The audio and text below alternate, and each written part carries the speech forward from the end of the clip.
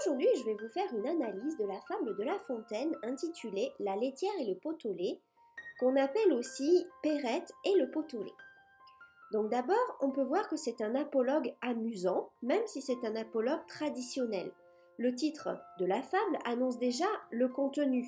De plus, il est de facture traditionnelle avec la juxtaposition de deux groupes nominaux, la laitière et le pot au lait. La situation initiale est la présentation du personnage principal avec une introduction théâtrale dès le début de l'action puisqu'elle se dirige vers la ville. Le cadre de la fable est posé dès les premières lignes. Perrette, sur sa tête ayant un pot au lait bien posé sur un coussinet, prétendait arriver sans encombre à la ville. On peut y voir une prolepse puisqu'elle prétendait arriver sans encombre, on devine que ça va pas le faire pour elle.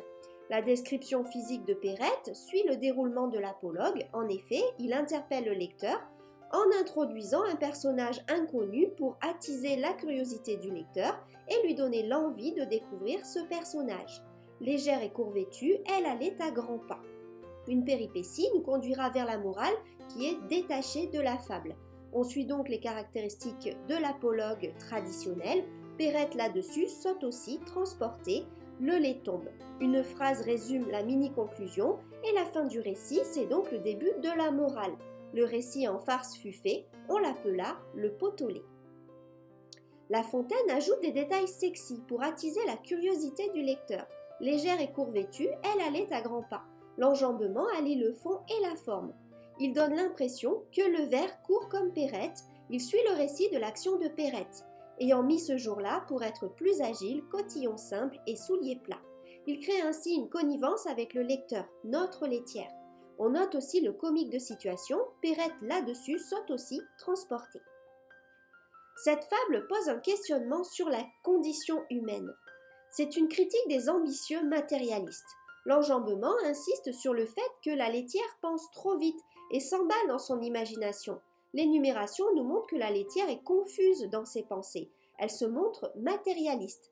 Notre laitière, ainsi troussée, comptait déjà dans sa pensée tout le prix de son lait, en employait l'argent, achetait un 102, faisait triple couvée. L'imparfait nous montre qu'elle considère la chose comme acquise. Elle prend soin de son rêve, mais oublie le lait. La chose allait à bien par son soin diligent. Elle matérialise les animaux, les voit comme de l'argent facile. Elle ne respecte plus son rôle de fermière. Elle se coupe de la réalité. Son ambition la guide vers le rêve et elle considère toutes les choses comme acquises. Il m'est, disait-elle, facile d'élever des poulets autour de ma maison. Le renard sera bien habile s'il ne m'en laisse assez pour avoir un cochon. C'est une critique de l'égoïsme. Le pronom possessif « son » nous montre l'égoïsme de Perrette. En effet, on se doute qu'elle n'était pas seule dans la production du lait. Elle donne une dimension symbolique au lait qui nous montre qu'elle le perçoit comme du profit avant le service qu'elle va rendre en le vendant. Son lait. L'imagination est source de narcissisme. Il y a un décalage comique. On m'élit roi, impossible d'élire un roi. Surtout au XVIIe siècle. Tout le bien du monde est à nous. On m'élit roi, mon peuple m'aime, les diadèmes vont sur ma tête pleuvant. Donc cette fable a une dimension autobiographique aussi. La Fontaine y décrit l'art de vivre avec simplicité. La Fontaine montre qu'il est conscient d'être un rêveur. Il s'inclut dans la morale avec le lecteur, ce qui donne une dimension humaine et universelle à sa morale. Nous sommes tous des rêveurs et nous devons tous être plus attentifs à maîtriser notre imagination qui peut devenir source d'erreur si elle n'est pas cadrée. Avec les questions rhétoriques, La Fontaine s'inclut dans la morale et fait preuve d'autodérision avec cette épopée ridicule. Quand je suis seul, il parle de lui-même et donc nous avertit sur la nécessité de se connaître soi-même pour éviter les déconvenues. Quel esprit ne bat la campagne? Qui ne fait châteaux en Espagne? Quelque accident fait-il que je rentre en moi-même? Je suis Gros-Jean comme devant. Donc, il décrit l'art de vivre avec simplicité, mais aussi l'art d'écrire avec simplicité qu'il revendique. La Fontaine retranscrit les pensées de Perrette avec son style d'écriture. Il nous donne accès à sa pensée.